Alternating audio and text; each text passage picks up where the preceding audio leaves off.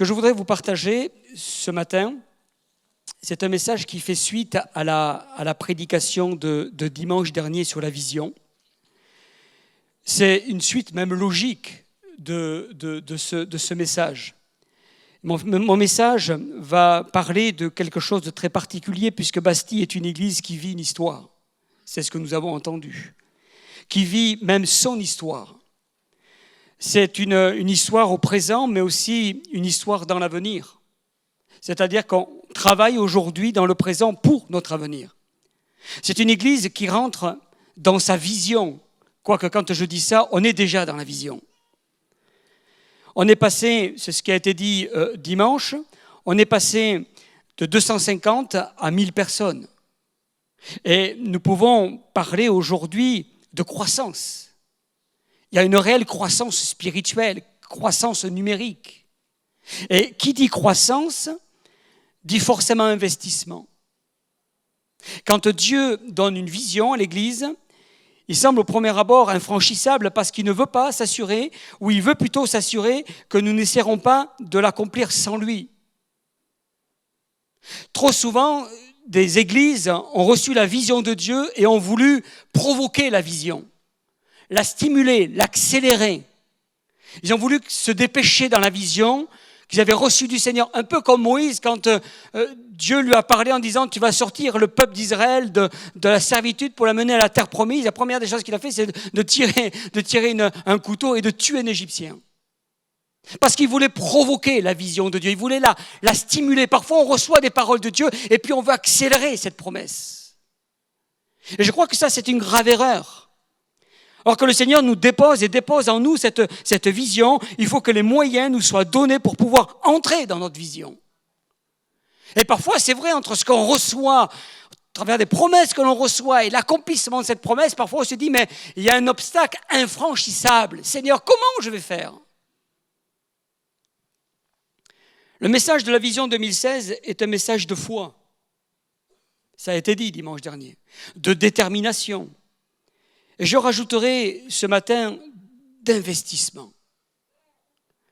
Nous sommes là pour investir pour l'avenir. C'est la responsabilité, je dirais même le mandat de l'Église. Dieu investit dans les hommes afin que les hommes investissent dans son royaume. C'est le principe de Dieu. C'est le principe divin, c'est-à-dire que Dieu a investi dans les hommes, a sauvé les hommes pour que ces hommes-là puissent investir dans son royaume. La vision de Dieu pour son Église n'a jamais été exclusivement pour la jeunesse, pour la musique, pour l'évangélisation, pour l'enseignement ou pour le social. Trop d'églises aujourd'hui, frères et sœurs, sont marquées par une seule sensibilité, une seule tendance. Alors on dit, ça c'est l'église pour la jeunesse. Ah mais celle-là c'est l'église plutôt pour le chant. Ah mais celle-là c'est surtout l'église pour l'enseignement. Ah celle-là c'est l'église pour l'évangélisation. Mais quand on a une tendance exclusive, on fragilise cette église parce que forcément tout le reste est mis de côté, est négligé. Et dans la vision dans laquelle rentre aujourd'hui l'église Paris Métropole, c'est une vision où tout l'ensemble, tous les départements, toute cette structure avance en même temps, dans laquelle on investit en même temps. Pour qu'une église soit forte dans sa vision, elle doit investir dans tous les domaines. Jeunesse, musique, évangélisation, sociale et autres, avec comme centre névralgique l'intercession et l'enseignement. Et c'est ce qui est important. Et vous savez, il y a plusieurs années de cela, quand on parlait d'investir, quand on parlait de miser, on misait sur la jeunesse, on misait sur l'évangélisation, on misait sur l'enseignement. Jamais, au grand jamais, on entendait, aujourd'hui on va miser sur la prière. Vous avez déjà entendu ça, vous ? Et c'est dramatique de ce qu'on ne peut pas miser sur la prière. Or, ici, à Bastille, nous avons cette joie, et moi j'ai le privilège de pouvoir vivre des temps où on peut miser sur l'intercession et la prière, avec tout le reste, avec la musique, avec la jeunesse, avec l'évangélisation, avec tout ce qui se passe, avec le social et tant d'autres choses, où on mise dans tous les départements, parce que dans tous les départements, il y a des talents, il y a des compétences qui vont amener l'Église à rentrer dans cette vision. Et c'est la raison pour laquelle l'Église a investi tant et tant pour que vraiment nous puissions voir la gloire et la puissance de Dieu. C'est ce qui fait que la particularité de Bastille, c'est que cet investissement dans l'ensemble des domaines et dans tous les domaines, et nous investissons aujourd'hui pour demain. On investit sur l'avenir. On investit sur nos familles, sur nos enfants. Et ça, c'est important. Nous sommes ici aujourd'hui et c'est grâce à nos anciens qui ont investi. Nos anciens ont investi il y a tant et tant d'années. Je disais tout à l'heure que notre frère, M. Boulagnon, en est ce témoin vivant. Ou des frères et sœurs aujourd'hui pourraient vous rendre ce témoignage de ce que hier, avant-hier, ils ont investi pour une église. Et si aujourd'hui nous sommes ici, nous sommes le résultat, le salaire de leur investissement. Ils n'auraient jamais cru un seul instant nous puissions être là, ici, à louer, à adorer, à glorifier le nom de Jésus-Christ, à entendre et voir toutes ces choses. Et ils se disent, enfin, finalement, c'est pas pour rien que j'ai investi. Et les fruits, c'est vous, c'est moi, c'est nous. Et nous sommes les fruits de cet investissement passé.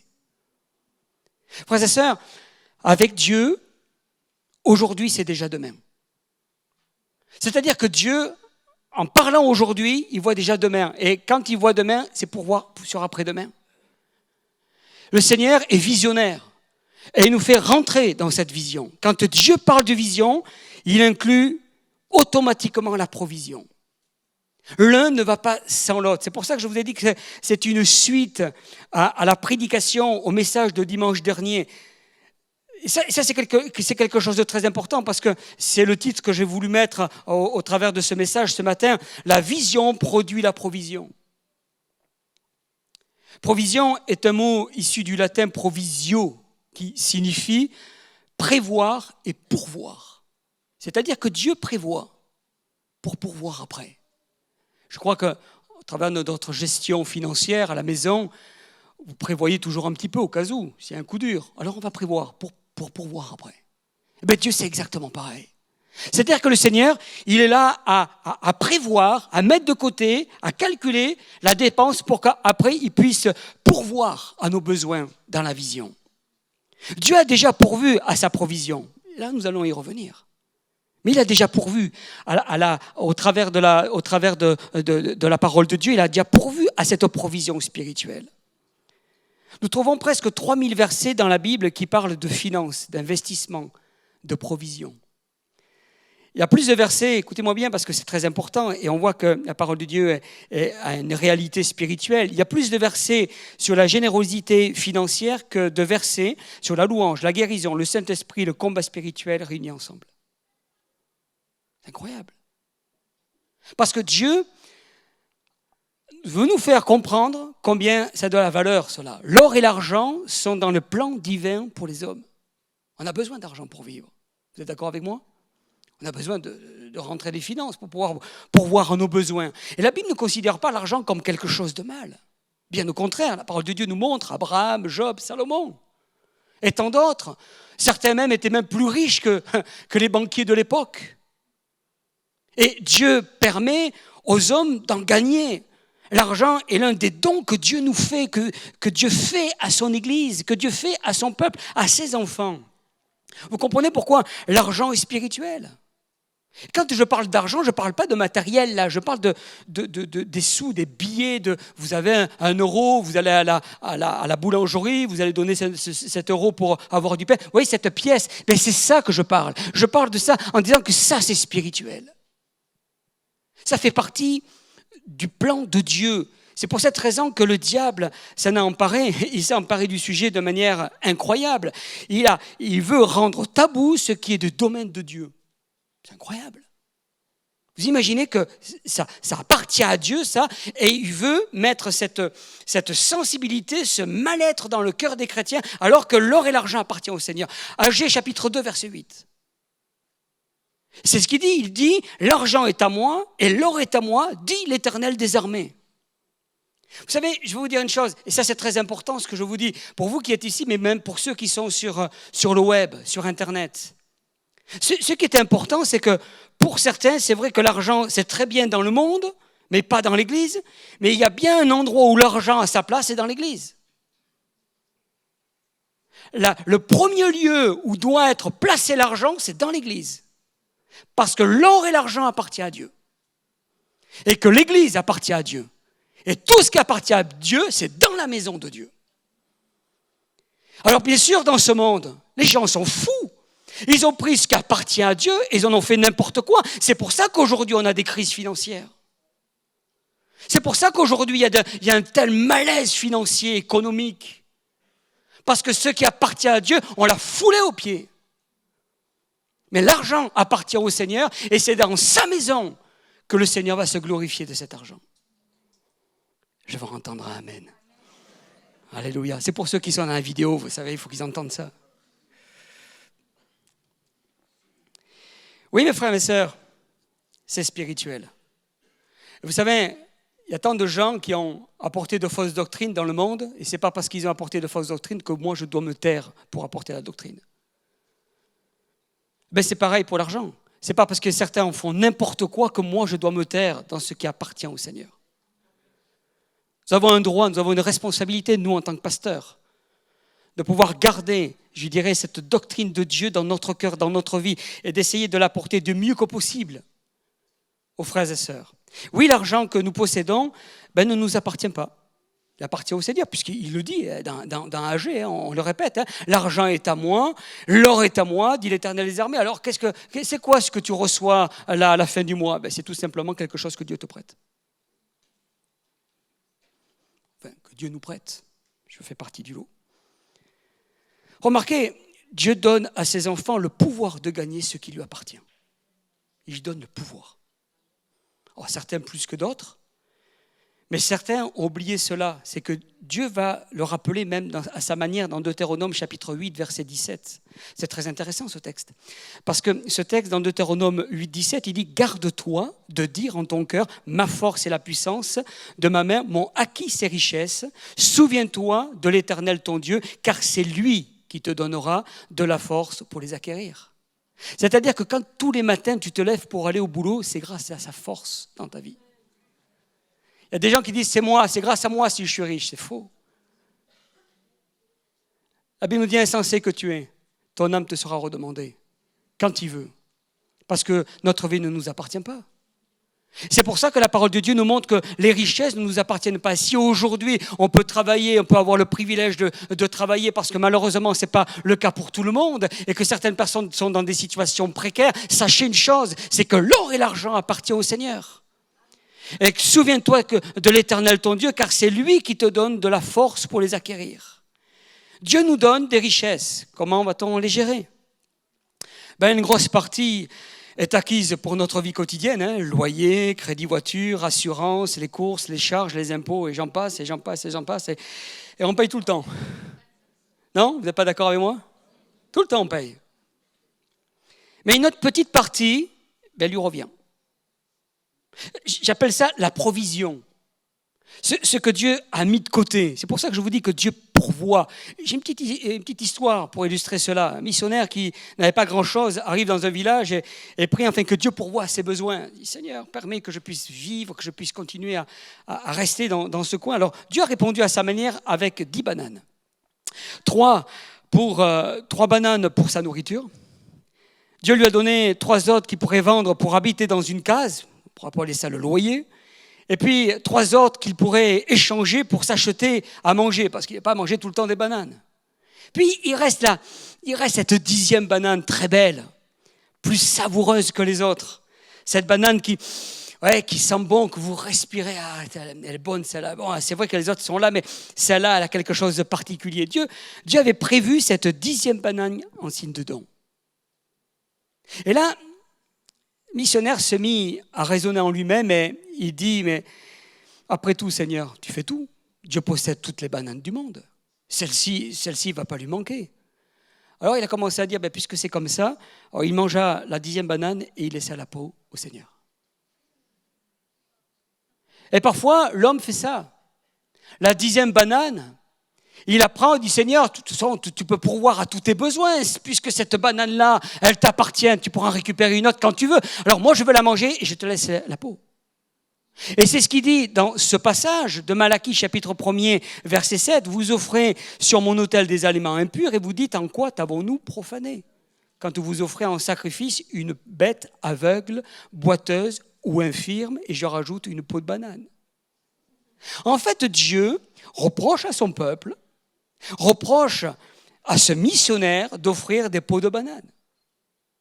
Alors que Dieu pourvoit dans nos salaires la provision pour la vision de son Église, attention de redonner à Dieu ce qui revient à Dieu. Parce que l'argent ne nous appartient pas. Et quand bien même il nous en donne pour pouvoir à tous nos besoins, pour les loyers, les crédits, pour la voiture, pour ceci, ça, il y a cette partie qui lui revient à lui, qu'il a prévue dans ton salaire, qui est non négociable, que je ne peux pas reporter en disant « Seigneur, allez, cette fois-ci, je saute, je verrai le mois prochain. Désolé, le mois prochain, tu n'auras pas suffisamment d'argent pour pouvoir rembourser ce qui te revient à Dieu. » Tombe pas dans ce piège du crédit. On ne fait pas crédit à Dieu. C'est un des plus grands pièges dans lesquels certains chrétiens sont tombés. Faire crédit à Dieu. Et je crois que nous avons besoin de réaliser cela. C'est pour ça que dans Malachie 3:8, il dit ceci, « Un homme trompe-t-il Dieu, car vous me trompez dans les dîmes et les offrandes. » On tombe systématiquement dans le piège, et croyez-moi, l'adversaire sait s'y prendre pour ça. C'est capital. Dieu a pourvu à son don dans nos revenus. S'il y a quelque chose que vous avez besoin vraiment de retenir ce matin, si vous n'avez rien compris de ce que je viens de dire, retenez juste cette phrase. Dieu a pourvu à son don dans vos revenus. Pour nous préparer à entrer dans la vision 2016. C'est-à-dire que Dieu, c'est ce que je disais tout à l'heure, qui est très important, c'est que dans ce passage, il a prévu pour pouvoir. Il a prévu pour pouvoir. Et il a prévu par toi, par moi, par l'Église que nous sommes, par le peuple que nous sommes. Et je crois que nous avons besoin de réaliser cela. L'argent n'est pas un problème. L'argent n'est pas un problème, c'est l'attitude que nous avons vis-à-vis de l'argent qui est un problème. C'est ma position par rapport à l'argent. C'est comme l'amour. Il y a certaines personnes qui disent, mais c'est terminé, moi je ne veux plus aimer. J'ai tellement souffert, j'ai tellement été blessé. Mais ce n'est pas l'amour qui blesse. C'est la manière comment on s'en sert. La façon comment on utilise l'amour pour tromper des gens, pour blesser des personnes, des jeunes filles, des jeunes hommes. Mais l'amour par lui-même n'a jamais fait de mal.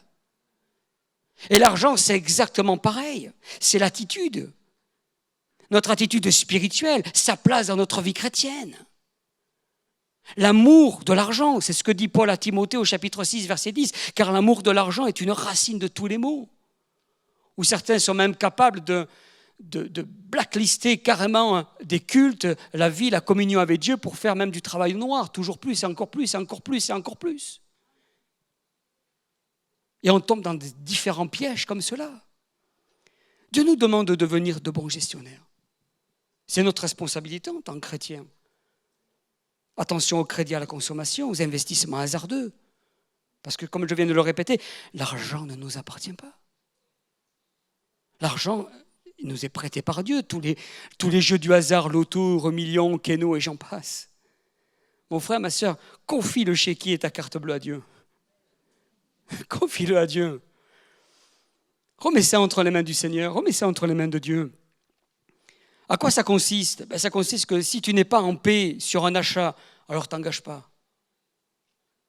Parfois on hésite, j'achète pas, c'est important, c'est dur. Allez, je vais peut-être faire un crédit comme ça au moins. Alors que peut-être que le Seigneur a déjà prévu quelque chose, parce qu'il va y avoir une situation, peut-être une facture qui va arriver que tu n'as pas prévue à ce moment-là. Il va y avoir peut-être une situation qui va faire que tu seras obligé de sortir cet argent. Et là, toi, tu n'es pas en paix sur cet achat. La parole de Dieu nous montre que si tu n'es pas en paix, t'engages pas. Ça fait partie de la sagesse que nous avons dans la gestion de l'argent, de la provision que Dieu nous donne. Quelqu'un a dit que lorsque l'argent parle, la vérité se tait. Alors laissons parler la vérité. Laissons parler la vérité. Mettre à part ce qui revient à Dieu, c'est-à-dire la 10e banane. J'en vois déjà certains, quand ils vont se retrouver à Carrefour, dans le rayon fruits et légumes, ils vont retrouver les bananes et ils vont se dire, bon, je vais en prendre 10, va.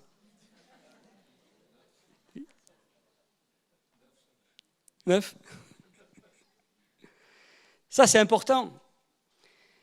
Dieu l'a pourvu au travers de nous, de son peuple, de son Église, de ses rachetés. C'est-à-dire que Dieu a pourvu dans sa vision ce que nous allons lui devoir, la provision. Nous avons un principe avec mon épouse, c'est Dieu d'abord. Et ça, quelles que soient les circonstances, nous n'avons jamais manqué de rien. Vendredi, j'étais en entretien avec un frère qui me disait cela. Il me disait, depuis que nous avons misé, que nous avons donné la provision qui revient au Seigneur, depuis ce jour, on ne manque de rien. Et ils sont rentrés dans ce principe spirituel, parce qu'ils n'avaient pas forcément, saisi, réalisé. Vous savez, moi, quand je me suis converti, j'ai mis 3 ans pour comprendre, pour saisir que l'or et l'argent appartenaient à Dieu, qu'il y avait une partie qui devait lui revenir. J'ai mis 3 ans. Vous savez pourquoi ? Parce que je n'avais pas reçu d'enseignement là-dessus. Et le temps que je comprenne les Écritures, jeune dans la foi, je n'avais pas saisi toute cette subtilité spirituelle, toute cette portée spirituelle. C'est pour ça que dans Malachie, chapitre 3, verset 11, il dit « Et la vigne, ta vigne, ne sera pas stérile dans vos campagnes. » Dieu permettra toujours que tu aies du fruit dans tes campagnes et dans ta vigne. Dieu apportera toujours ce dont tu auras besoin dans ta vie si tu comprends, si tu saisis les principes spirituels que nous venons d'évoquer là. Dans la parole de Dieu, nous voyons un texte qui est capital, que vous connaissez tous, c'est dans Malachie, chapitre 3, verset 10. C'est un texte qui, de base, est sûr, quand on parle de la provision, quand on parle des offrandes, tout ça, il dit « Apportez à la maison du trésor toutes les dîmes. » Afin qu'il y ait de la nourriture dans ma maison, mettez-moi de sorte à l'épreuve, dit l'Éternel des armées, et vous verrez si je n'ouvre pas pour vous les écluses des cieux, si je ne répands pas sur vous la bénédiction en abondance. Écoutez-moi bien. Très intéressant dans ce passage, quand on le découpe, quand on le dissèque, il est dit ceci, que Dieu donne un lieu, la maison, apportez à la maison du trésor toutes les dîmes. C'est la maison de Dieu. Les offrandes, c'est pour peut-être soutenir une œuvre chrétienne, une association, un missionnaire. Mais ce qui revient au Seigneur, cette provision-là, revient à la maison de l'Éternel. C'est ce qu'il dit dans la parole de Dieu, apporter à la maison. Puis, il y a un but. Pourquoi faire ? Pourquoi on va apporter ? Pour sa nourriture, afin qu'il y ait de la nourriture dans la maison. Et je pense, et j'espère qu'il y a de la nourriture à l'Église Paris Métropole. De la nourriture au travers des enseignements, au travers du chant, de la musique, au travers de différents départements, que ce soit la jeunesse, que ce soit pour les personnes âgées, que ce soit pour les enfants, les ados, que ce soit pour l'intercession. Il y a de la nourriture, apportée pour la nourriture. On mise pour avoir de la nourriture. Et puis, ce qui est formidable, c'est qu'il suscite la foi, il dit « Mettez-moi de sorte à l'épreuve ». Écoutez-moi bien, frères et sœurs, parce que ça, c'est très important. Vous savez que c'est le seul endroit dans la Bible où Dieu demande à l'homme de le mettre au défi, là, dans ce texte. « Mettez-moi de sorte à l'épreuve. Je te lance un défi ce matin, dit Dieu. Et moi, j'aimerais entendre, allez, vas-y, chiche, Seigneur. Dieu te dit, je te lance un défi, qu'est-ce que tu vas dire? Ouais, ok, d'accord, chiche, Seigneur, on y va. Parce que c'est le seul endroit dans la parole de Dieu, en parlant des dîmes, des offrandes, des finances, de la provision, où il nous lance ce défi spirituel. Fais-moi confiance. Mets-moi à l'épreuve, tu verras. Tu vas voir si je ne veux pas ouvrir les écluses des cieux. Sois spirituel dans ce que je t'ai donné, dans tous les revenus. Et tu vas voir si je ne veux pas ouvrir les écluses pour toi. Et Dieu répond avec l'obéissance, parce qu'il a dit, vous verrez si je n'ouvre pas pour vous les écluses des cieux, si je ne répands pas sur vous la bénédiction en abondance. Dieu exerce le principe de vase communicant dans ce texte. Attention, je ne donne pas pour recevoir. Parce que souvent, on a parfois entendu cela dans la doctrine de la prospérité. Vas-y, donne pour recevoir, donne pour recevoir. Plus tu donnes, plus tu vas recevoir. Mais ce n'est pas ce que Dieu nous dit. Dieu nous demande de donner par obéissance. Parce que cette banane, la 10e, lui revient. Elle est à lui, ça lui appartient. Ce n'est pas à moi. Il m'a donné 9 bananes pour répondre à mes besoins. La 10e, elle est pour lui. Par obéissance, c'est une démarche de foi. C'est une démarche spirituelle. Mets-moi de la sorte à l'épreuve. Et ça, c'est très important parce que dans 2 Corinthiens chapitre 9, verset 6, il est dit « Sachez-le, celui qui sème peu moissonnera peu, celui qui sème abondamment moissonnera abondamment, que chacun donne comme il a résolu en son cœur sans tristesse, ni contrainte, car Dieu aime celui qui donne avec joie. Est-ce que je peux entendre un amen? Amen. Alléluia. Je vois que vous êtes heureux de donner. C'est formidable de donner. J'ai été invité dans une église où c'était orienté vraiment gospel, on se faisait vraiment du bien, une bonne parole de Dieu, il y avait vraiment une bonne ambiance. Et pendant les offrandes, au moment d'offrande, on était là avec le pasteur sur le côté, pendant le moment d'offrande, les frères et sœurs venaient danser puis déposer l'offrande devant l'estrade. Waouh! Ils dansaient, se réjouissaient, ils étaient heureux de donner l'offrande. Et moi, je regardais ça, j'ai dit, waouh, dire qu'il y a certains chrétiens que je connais, quand ils viennent, ils pleurent. Seigneur, je te donne l'offrande. Ils sont en larmes. Ils ont presque regretté de venir à l'église pour donner l'offrande. Est-ce que tu es heureux de donner, mon frère, ma sœur? Même certains qui vont vous dire, mais tu vois, Seigneur, t'as vu, hein, je t'ai donné là cette fois-ci, hein, t'as vu, j'ai fait une bonne action. Hein. Dieu dit, mais attends, n'inverse pas le problème. Hein. Si tu donnes, c'est parce que je te demande de le faire. C'est pas une gloire, c'est pas un succès, c'est pas un miracle que tu fais là. C'est juste une obéissance. C'est pas un exploit de donner. C'est juste une obéissance. Et j'obéis avec joie. Je dis, Seigneur, tu as pourvu à un travail, tu me donnes la santé, tous les matins je me lève, je vais au boulot. C'est peut-être pas toujours facile avec le patron. C'est parfois même difficile avec ceux qui m'entourent. Mais je m'accroche, tu m'as donné un boulot, tu m'as donné de quoi vivre, pouvoir survenir aux besoins de mes enfants, de ma famille, de mes proches. Seigneur, je te remercie de ce que tu as fait. C'est avec joie que je te donne ce qui te revient. Et ça, je ne veux pas le toucher parce que c'est à toi. Je ne veux pas te donner la peau de banane, je veux te donner la banane entière. Même mieux que ça, Seigneur, je vais enlever la peau pour te donner l'excellence. Et c'est ça la provision. Pour la vision 2016 dans l'église Paris-Bastille. Pour conclure, je demanderai aux musiciens de venir prendre place. En fait, je dirais que dans les temps qui courent, au vu de la conjoncture économique, écoutez-moi bien, frères et sœurs, parce que je crois que c'est très important ce que je vais vous dire là, comme tout le reste d'ailleurs. Mais en vue de la conjoncture économique, en vue de la conjoncture politique, financière, spirituelle que nous vivons au jour d'aujourd'hui à cause de la folie des hommes, parce qu'ils ont utilisé l'argent de Dieu pour en faire n'importe quoi, il est sage que Dieu soit mis à la première place dans nos finances. Il est sage que lui, Dieu d'abord, parce que le monde va vivre des temps difficiles. Le monde va vivre encore des temps difficiles. Et croyez-moi, frères et sœurs, ce n'est pas fini avec le côté financier, le côté monétaire.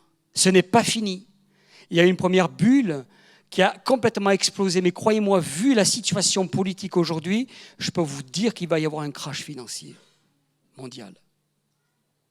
Et nous, en tant que chrétiens, nous devons comprendre ce principe du psaume 37, verset 25. « J'ai été jeune, j'ai vieilli, et je n'ai point vu le juste abandonné, ni sa postérité mendiant son pain. » Et dans la conjoncture dans laquelle nous vivons et que nous allons vivre encore, je vous fais une promesse. En fait, ce n'est pas moi qui l'a fait, c'est Dieu qui fait cette promesse.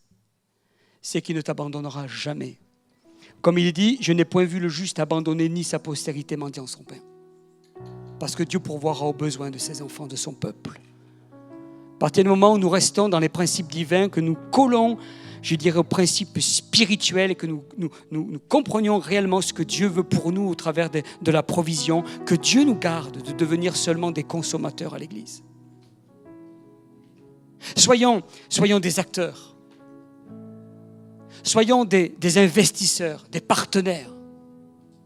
Soyons de ceux qui rentrons dans cette vision en obéissant à l'ordre divin déposé dans la maison de Dieu au travers de cette provision, la 10e banane.